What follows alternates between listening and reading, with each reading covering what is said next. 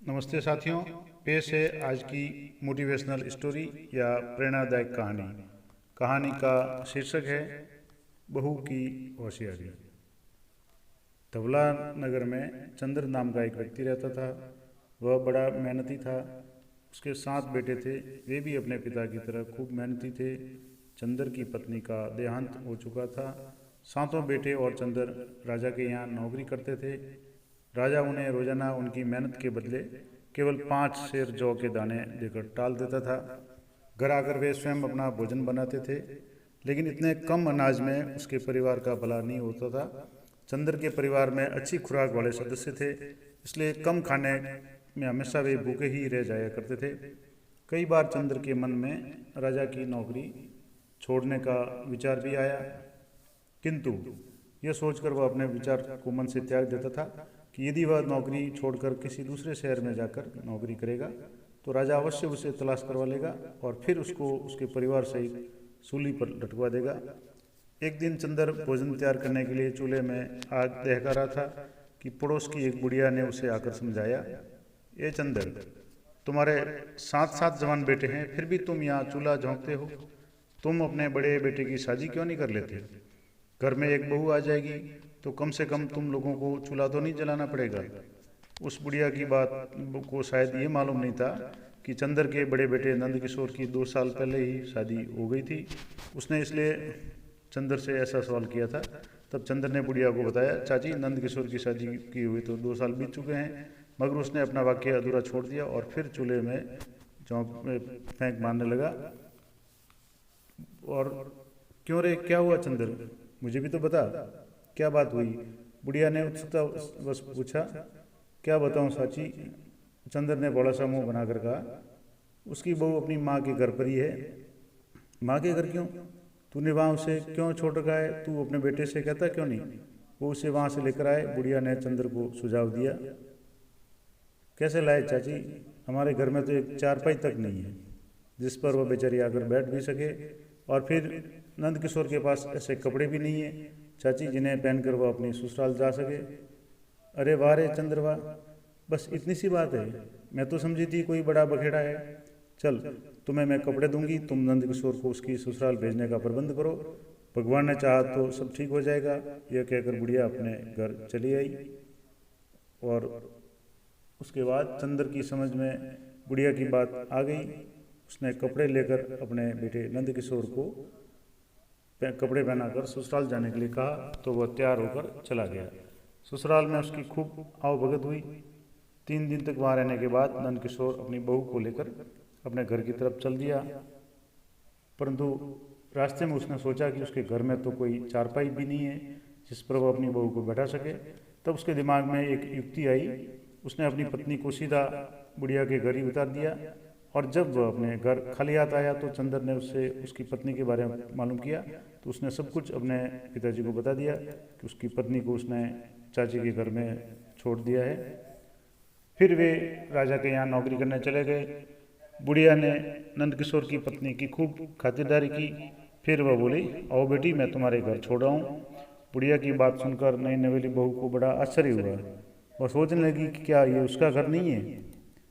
तब उसने हिचकिचाते हुए बुढ़िया से पूछा, क्यों माँ जी, क्या ये मेरा घर नहीं है? फिर बुढ़िया ने जो कुछ सच था वो बता दिया और उसे उसके घर छोड़ आई। अपने पति के घर में घुसकर बहू ने देखा तो उसे बहुत बुरा लगा। उसका घर है पुराना था। घर में जगह जगह चूल्हे बने हुए थे। चूल्हे पे राख बिखरी हुई थी। एक कोने में टूटी हुई चारपाई पड़ी थी। बर्तनों के नाम पर घर के अंदर टूटी फूटी 4-5 प्लेटें हैं। और कपड़ों को उठाकर देखा तो उन फटे पुराने कपड़ों पर धूल जमी पड़ी थी। अपने ससुराल की हालत देखकर बहू की आंखों में आंसू आ गए। वह सोचने लगी कि पिछले जन्म में उसने ऐसी कौन सी गलती की थी जिसकी सजा भगवान उसे इस जन्म में दे रहा है। परंतु बहू हिम्मत वाली थी। उसने कुछ देर सोचने के बाद वो उठी और घर की सफाई में जुट गई। सारा घर साफ किया। आंगन में फैली चूल्हों की राख, जगह जगह बने चूल्हे तोड़कर उसने एक चूल्हा तैयार किया और फिर वह अपने पति के आने की प्रतीक्षा करने लगी। शाम होने जा रही थी, परंतु उनमें से कोई भी सदस्य अभी तक घर नहीं आया था। बहू को बेचैनी होने लगी। इतना बड़ा घर और उस घर में वो अकेली। उसे चिंता होने लगी कि कहीं कोई गैर आदमी आकर उसके साथ दुराचार न करने लगे। उसके मन में तरह तरह के ख्याल आने लगे। किंतु जैसे ज़्यादा प्रतीक्षा नहीं करनी पड़ी, तभी उसका पति और ससुर अपने बेटों के साथ में घर आए तो उन्होंने देखा कि उनके घर की हालत बिल्कुल बदल चुकी है। ये देखकर सब प्रसन्न हो गए, खुश हो गए। परंतु जब चंदर की निगाहें चूल्हे की तरफ उठी तो उसने कहा, बहू ये तुमने क्या कर दिया? तुमने तो सब चूल्हे ही खत्म कर दिए, अब हम खाना कहाँ बनाएंगे? उसके तुम इसकी चिंता मत करो बापू, आज से इस घर के अंदर एक ही चूल्हे पर खाना बनेगा और हम सब मिलकर खाना खाएंगे। ठीक बहू, अब जैसी तुम्हारी मर्जी। फिर चंदर ने जौ के वो दाने जो हर रोज उन्हें राजा देता था अपनी बहू के सामने रख दिए। इतने कम भोजन में को देखकर बहू ने कहा, पूछा, क्या राजा आपको केवल इतने ही जौ देता है? हाँ बेटी, चंदर ने बताया, राजा जो कुछ देता है वही हम ले आते हैं। राजा की बात टालने की हिम्मत किसमें है बेटी? ससुर की बात सुनकर बहू कुछ सोचने लगी। फिर वह बोली, तुम लोग दब्बू हो, सभी लोग दब्बू हो। राजा के लिए तुम इतनी मेहनत करते हो और राजा तुम्हें थोड़े से जौ देकर बहका देता है। कल तुम उससे कहना कि उससे 3 गुना जौ दे तो काम करेंगे, और उसको जरूरत होगी तो तुम लोगों से काम कराएगा। और सुनो, डरना मत। बहू ने कहा, नंद किशोर ने कहा, भाग्यवान, तुम जानती नहीं राजा को, हमारी बातें सुनकर वह हमारी जबान कटवा देगा। बहू ने कहा, तुम चोरी तो नहीं कर रहे हो, तुम झूठ तो नहीं बोल रहे हो, अपना हक मुझसे मांग रहे हो, और जो अपना हक नहीं मांग सकता वह कुछ नहीं कर सकता। तुम मेरी बात मानो और राजा से कल तुम यही बात कहना तो सही, राजा जी तुम्हें कुछ नहीं कहेंगे। तब चंदर ने बहू को आश्वासन दिया कि वह ऐसा ही करेंगे जैसा कि वह कह रही है। और फिर अगले दिन पूरे दिन काम करने के बाद राजा ने उन्हें जो जौ दिए तो चंदर ने उनसे 3 गुना जौ देने की मांग की। राजा ने कोई प्रतिवाद नहीं किया और उन्हें 3 गुनी मात्रा में जौ दे दिए। वे खुशी खुशी अपने घर वापस आए और बहू के सामने उन जौ को रखा। बहू ने देखा कि जौ कल से 3 गुना अधिक है, तो उसने पूछा, क्या राजा ने तुम्हें कुछ कहा तो नहीं? नहीं बहू, उन्होंने चुपचाप हमें 3 गुना जौ दे दिए, चंदर ने बताया। बहू जौ लेकर पिछले दिन की भांति बुढ़िया के घर गई और उन्हें पीट लाई और फिर उनसे रोटियां और सब्जी बनाकर सभी को परोसी।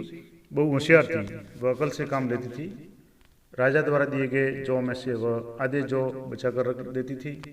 1 हफ्ता उसने यही काम किया। फिर अगले दिन उसने अपने पति से कहकर कहा, ए जी सुनो, आज तुम राजा से कहना कि इतने जौ से हमारा काम नहीं चलेगा, वो कुछ न कुछ मात्रा और बढ़ा दें।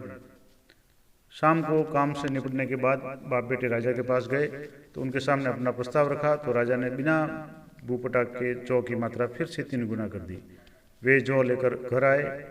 तब बहू ने जौ देकर अपने ससुर से कहा, बापूजी, तुम लोग जो कल से राजा के यहाँ काम करने नहीं जाओगे, फिर हम लोग क्या खाएंगे बेटी? बहू की बात सुनकर चंदर ने आश्चर्यचकित होते हुए पूछा। बहू ने कहा, मैंने काफ़ी अनाज बचा बचा कर इकट्ठा कर लिया है, तुम लोग बाजार में कोई दुकान देख लो और उसमें अनाज बेचने का काम शुरू कर दो। भगवान ने चाहा तो हमारे पास सब कुछ हो जाएगा। बहू की बात चंदर की समझ में आ गई। उसने अगले दिन बाजार में जाकर के एक दुकान का प्रबंध कर लिया। उसमें बहू द्वारा बताई गई योजना के अनुसार अनाज बेचने का काम है वो शुरू कर दिया। शुरू में तो दुकान पर कम ही ग्राहक आए, लेकिन फिर उनकी दुकान चल निकली। दुकान चलती देख चंदर और उसके बेटों की खुशी का ठिकाना नहीं रहा और वे घर के लिए कुछ न कुछ सामान लेकर आने लगे। एक दिन बहू ने अपने ससुर से कहा, पिताजी, तुम रोजाना घर पर खाली हाथ चले आते हो, तुम्हारी ये बात अच्छी नहीं है, रास्ते में जो कुछ मिले उसे उठा लाया करो। ससुर ने बहू की बात गांठ बांध ली और अगले ही दिन वह रास्ते में पड़ी किसी भी वस्तु को लेकर छोड़ कर नहीं आता था। रास्ते में यदि उसे कोई कागज़ का टुकड़ा भी मिल जाता तो उससे भी नहीं छोड़ता था और बहू उन चीज़ों को घर के एक कोने में जमा करती रहती थी। चंदर रोजाना कुछ न कुछ लेकर घर में घुसता था, किंतु आज उसे रास्ते भर में कोई वस्तु ऐसी दिखाई नहीं दी जिसे उठाकर वह अपने घर ले जा सके। वह एक जगह खड़ा होकर सोचने लगा। अचानक उसकी नज़र सड़क के किनारे पड़े एक मरे हुए सांप पर पड़ी और चंदन ने झपट कर उसके पास पहुंचा और उसने सांप देखा कि वाकई मरा हुआ था। उसने सोचा कि वह उसी मरे हुए सांप को उठाकर ही अपने घर ले जाए। यदि वह घर में कुछ भी लेकर नहीं घुसा तो बहू नाराज हो जाएगी। तब चंदर ने एक लकड़ी पर उस सांप को उठक लिया और उसने उसे अपने घर ले आया। बहू ने जब अपने ससुर के हाथ में मरा हुआ सांप देखा तो उछल कर बोली, अरे ये क्या उठा लाए पिताजी? फिर कुछ सोचने के बाद बोली, खैर कोई बात नहीं, आप इसे ले आए तो इसे छत पर फेंक दीजिए। तब चंद्र ने उसको तुरंत छत पर फेंक दिया।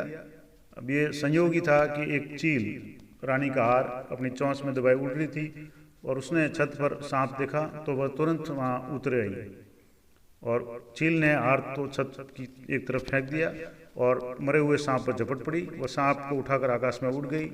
दोपहर को जब बहू छत पर कपड़े सुखाने चढ़ी तो हीरो का हार देखते ही उसकी आंखें आश्चर्य से फटी की फटी रह गई। उसने हार को उठा लिया और नीचे आकर एक संदूक में सुरक्षित रख दिया। उसी दिन नगर में मुनादी हुई, घोषणा हुई कि एक चील रानी का हीरो का हार लेकर उड़ गई है। जिस किसी व्यक्ति को यह हार मिल जाए राजा के दरबार में पहुंचा दे, राजा उसे मुंह मांगा इनाम देंगे। इस घोषणा को सुनते ही सब लोग सोचने लगे। जब बहू को ये बात पता चली तो उसने हार के बारे में किसी को भी जिक्र नहीं किया। नगर के सभी लोगों की जुबान पर रानी के हार की चर्चा थी, लेकिन अभी तक हार नहीं मिला था। अगले दिन राजा ने पुनः नगर में ऐलान कराया कि रानी का हार अभी तक किसी ने भी दरबार में नहीं पहुंचाया है। किसी को यदि हार के बारे में मालूमात हो तो वह तुरंत दरबार में आकर निडरता से राजा को बताए। ये ऐलान भी नंद किशोर की बहू ने सुना। फिर जब वो शाम को उसके पति ससुर घर आए तो बहू देवर सब घर आए तो उसने बहू ने जिक्र किया कि वास्तव में रानी का हार चील लेकर उड़ी है या कोई राजा की चाल है।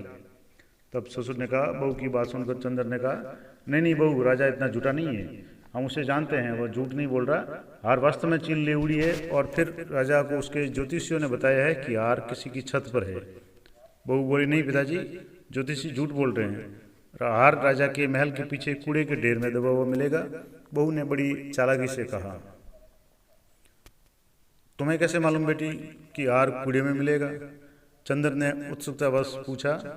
फिर बहू बोली, पिताजी, कुछ बातें ऐसी होती है जिन पर बहस करने का कोई फायदा नहीं होता। आप मेरी बात मानो और राजा के दरबार में तुम झूठ मूठ का पोथी पन्ना लेकर जाओ और जैसा कहती हूँ वैसा करो। क्या कहती है बहू तू? चंद्र को क्रोध आया और बोला कि वहाँ हार नहीं मिला तो राजा मेरी गर्दन उड़वा देगा। नहीं नहीं, मैं नहीं जाऊँगा।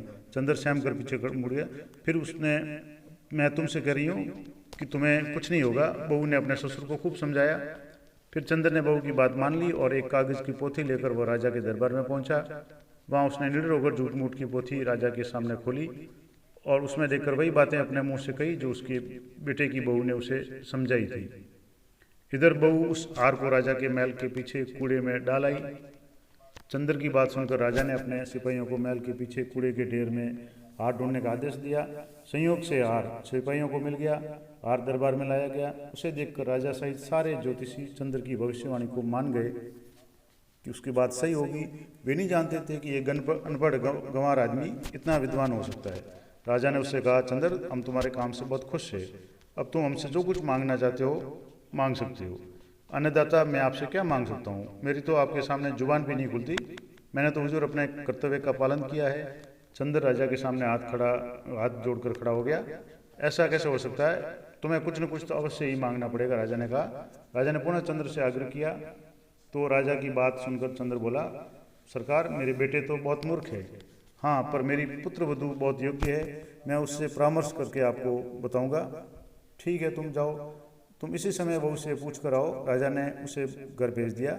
वह घर आकर अपनी बेटे की बहू से चर्चा करने लगा। ससुर की बात सुनकर बहू बोली, ये कौन सी बड़ी बात है पिताजी? तुम राजा से ये वचन मांगो कि वह धनतेरस से दीपावली तक नगर में किसी के भी घर में दिया नहीं जले, यहाँ तक कि महल के अंदर भी अंधेरा रहना चाहिए।